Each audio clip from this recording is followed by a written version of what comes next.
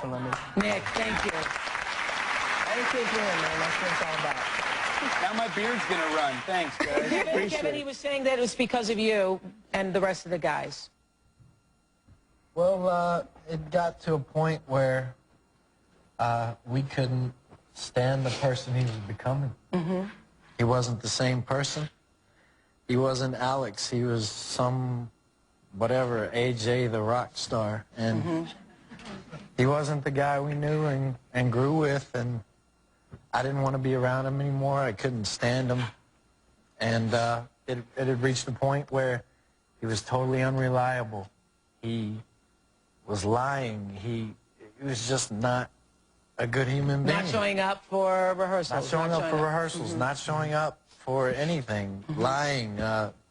Reneging on his responsibilities. Saying yes to things when he should have said no to obligations and things. And I reached a point where I'm like, you know, either you're gonna change or you're not gonna be part of my life anymore. So, and it was hard, and you know, the whole world found out about it, and it was hard, and we aired our laundry out.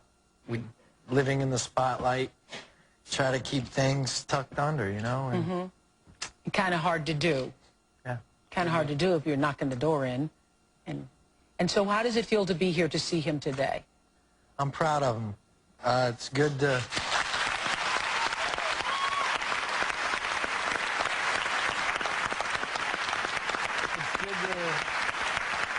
It's good to be able to carry on a conversation with him and look him in his eyes and see a person behind those eyes instead of just some glaze. You know, It had gotten that bad? I mean, Yeah.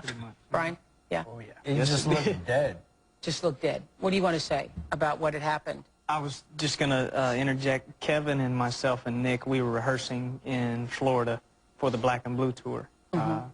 And he didn't show up to a rehearsal, and we were calling him on his phone, and he wasn't answering. And he would just, I guess he would just lose his phone whenever he felt convenient for him, so he couldn't get in touch with anybody. We were calling his home.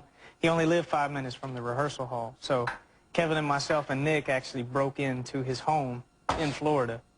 And that was one of the first times that the intervention really took place, because we saw him laying in his bed where he couldn't even get out of bed. And for us, that was like, you know, what's up? You know, we have so many things to live for. We have so many things to be thankful for, because God has blessed our lives in so many different ways. And I know he knows that now. And that's good for me. You know, it's a closure for me, because I know that he's a man and he stands up for what he believes in, and he can move forward. So, Nick, what do you want to say to AJ?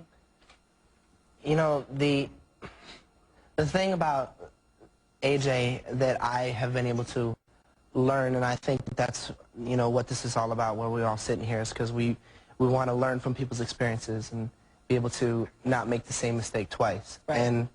And being